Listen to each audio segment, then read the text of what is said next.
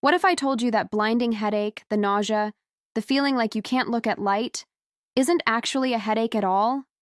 That it's something much more complex happening inside your brain? Millions of people suffer from it, calling it a bad headache, but they're misdiagnosing themselves. That's why they can't find real relief. Today, we're not just talking about pain management. We're exposing what a migraine truly is, a full-scale neurological event.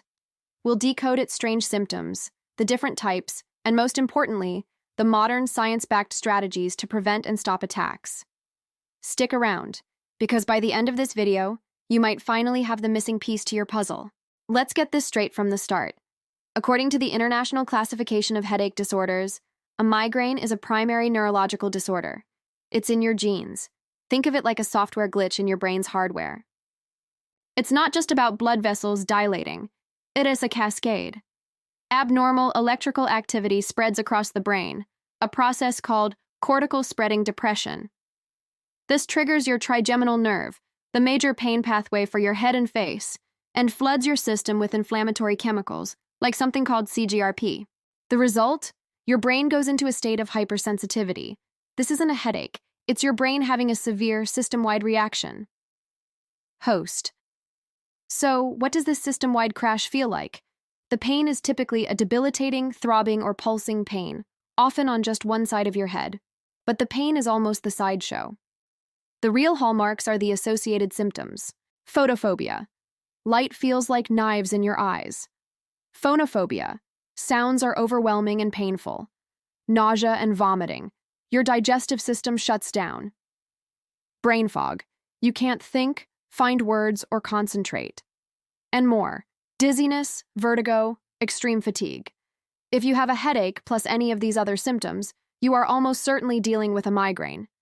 A migraine attack often has a whole storyline, with 4 possible acts.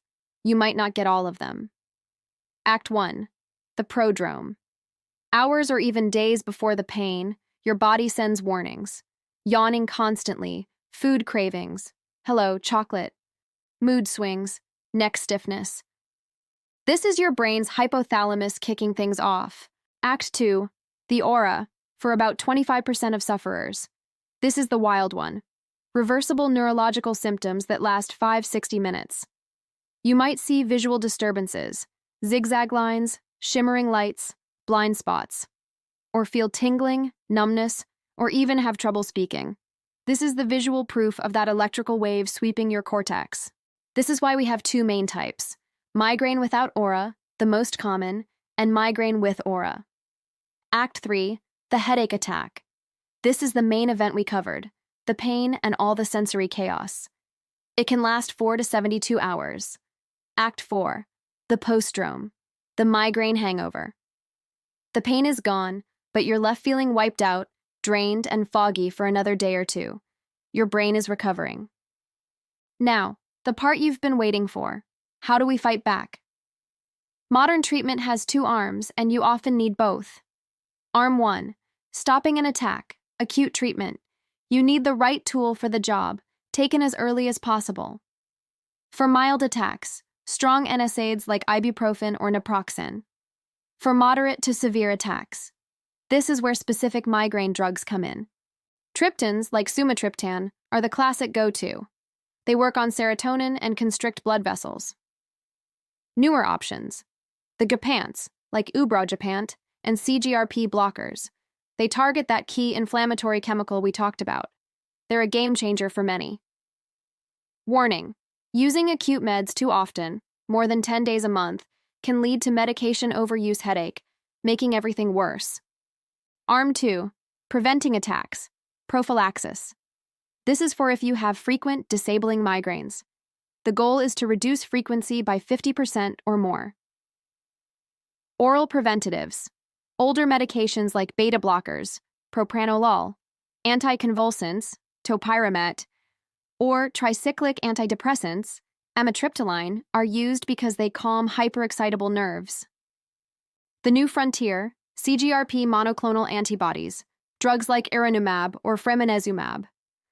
These are monthly or quarterly injections that block the CGRP pathway itself.